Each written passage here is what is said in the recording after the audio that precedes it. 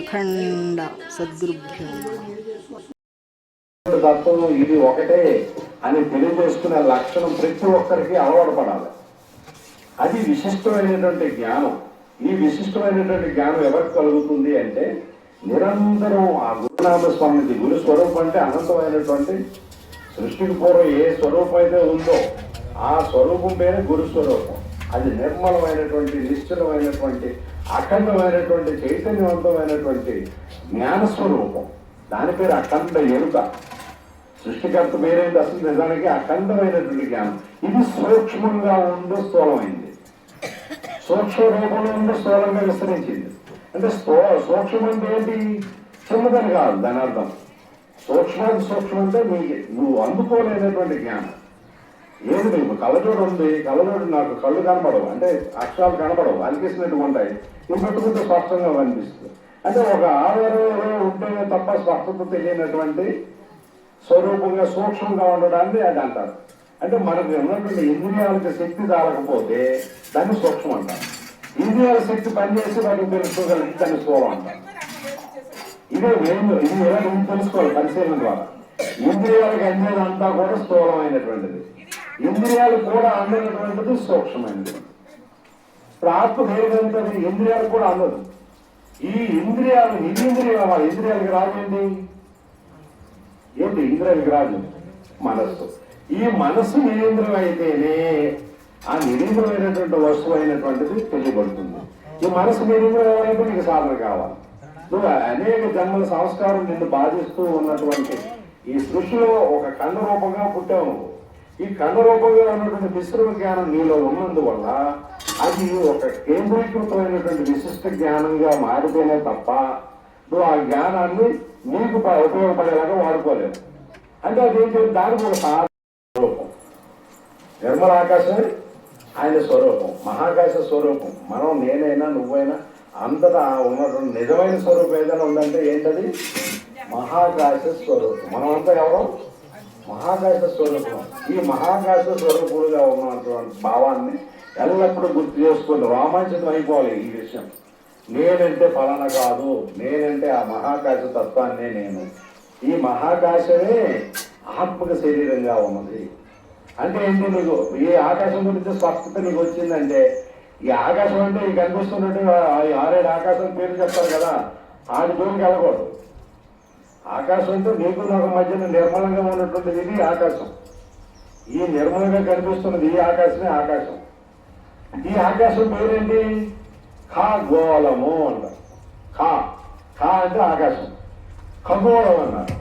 అంటే ఆకాశం ఏ రూపంలో ఉంది? గోళాకృతిలో ఉన్నది. ఆకాశం గోళాకృతిగా ఉంది. అనేటువంటి జ్ఞానం ఏదైనా ఉందంటే నీకు సంబంధించినటువంటి జ్ఞానం పరారూపంలో ఉన్నటువంటి ప్రకృతిలో ఉన్నటువంటి జ్ఞానం ఒక్కటే. నాకంటే వేరుగా లేదు అది, దానికంటే నేను వేరుగా లేను. నాలో ఉన్నదేదో అదే, అందులో ఉన్నది అదే. అది ఇది ఒకటైతే ఏకత్వం చేస్తే ఆ నిర్మలమైనటువంటి నిరామయమైనటువంటి ఆ నిశ్చలమైనటువంటి జ్ఞాన స్వరూపం ఆకాశ తత్వంగా మహాకాశ స్వరూపంగా నిర్మలంగా ఉంటుంది. ఎప్పుడు అప్పుడు నిర్మలంగా కనిపిస్తుంది. నీ మనసు చలనం అయిపోకుండా నిరీంద్రియ స్వరూపంగా మారినప్పుడు అవుతుంది. ఈ మారడానికి ప్రక్రియ ఎలా జరుగుతుంది? నువ్వు సాధన చేస్తే జరుగుతుంది. నువ్వు మామూలుగా కూర్చుంటే నీకు ఇది అనిపించదు. ఈ రకమైనటువంటి స్థితి కానీ ఈ జ్ఞానంగానే కలగదు.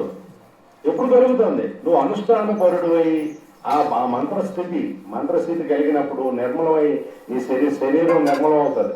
మొదటి స్థితికి వస్తుంది. శరీరం ఆశ్రయించినటువంటి ప్రాణం నిర్మలం అవుతుంది.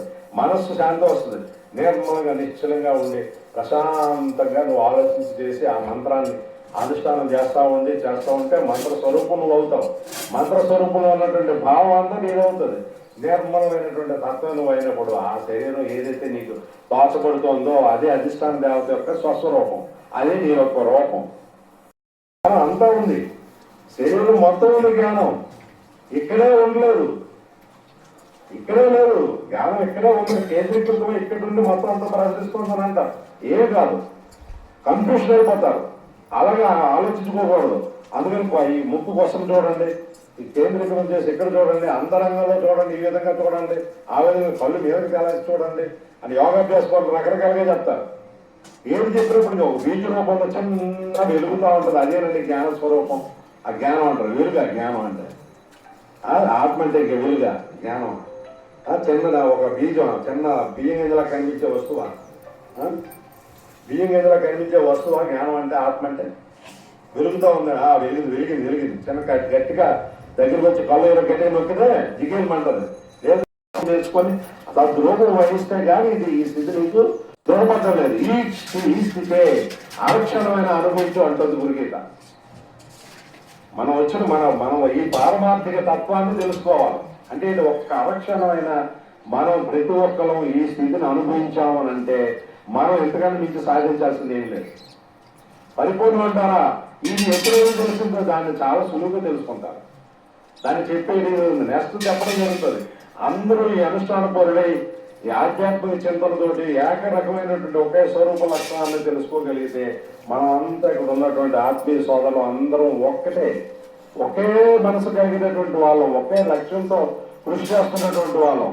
ఆ స్వరూప జ్ఞానమే నీలో ఎలా ఉందో నాలో అలాగే ఉంది. నేను సెపరేట్ కాదు, గొప్పను కాదు. ఈ తత్వం ప్రతి ఒక్కరు తెలుసుకోవాలి. ఇది నా తపన. ఈ తత్వం ప్రతి ఒక్కరూ తెలుసుకొని ఈ జ్ఞానాన్ని పొందితే ఆ జ్ఞానానికి ఇది ఉన్నది అనుకుంటే ఇది ఉన్నది, ఇది లేదు అనుకుంటే ఎలా లేదు అన్నదానిలో అక్కడ నువ్వు విడిపడతావు అన్నదానికి చెప్పేది పరిపూర్ణ సాంప్రదాయంలో వచ్చినటువంటి పరిపూర్ణం ఎలా ఉన్నది అని చెప్పే విధానం.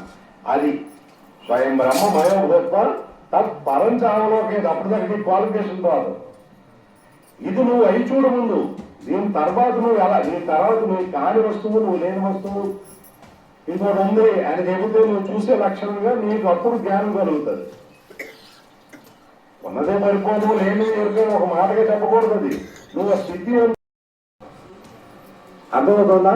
ఇది విశిష్ట జ్ఞానం. ఈ విశిష్ట జ్ఞానానికి సంబంధించినటువంటి అనేక రకాలైనటువంటి గురువు, మన సంప్రదాయంలో ఉన్నటువంటి గురువులు వాళ్ళ అభిప్రాయాలు విభిన్న మనసులు ఉన్నాయి. ఇక్కడ నా మనసు ఒకలా పనిచేస్తుంది, ఈవిడ మనసు ఇంకోలా పనిచేస్తుంది.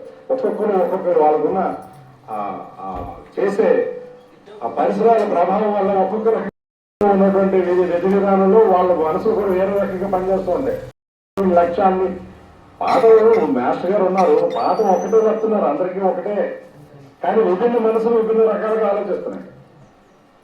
అందరికీ 100% మార్కులు రావట్లా. పాఠం అదే, ప్రశ్నపత్రం అదే, జవాబు దానికి ఉన్న సమాధానం కూడా పాఠంలోనే వస్తుంది, ప్రశ్న కూడా అందులోనే వస్తుంది. కానీ ఇదే సమాధానం రాయడానికి అందరికీ ఒకే రకమైన మార్కులు రావడం వల్ల ఈ ఒకే రకమైన మార్కులు రావడం అనేటువంటిది ఈ స్థితి కలగడం. అంటే అందరూ ఒకే రకమైనటువంటి మార్కులు రావాలి. అంటే నేనంటే ఇవ్వండి, నేనంటే ఆ మహాకాశ స్వరూపాన్ని నేనండి, ఆ మహాకాశ స్వరూపాన్ని నేను. ఈత మహాకాశ స్వరూపం నిర్మలమైనది, నిశ్చలమైనది, అఖండమైనది, జ్ఞానవంతమైన చైతన్యమే, శుద్ధ చైతన్య స్వరూపంగా మారిపోయినటువంటి నా యొక్క స్వస్వరూపం. ఇది నా దగ్గర కాదు, అంతటా ఉండి లీనమైపోయింది. ఇక్కడ ఉంది, ఇక్కడ లేదని అనుకుండా లీనమైపోయింది.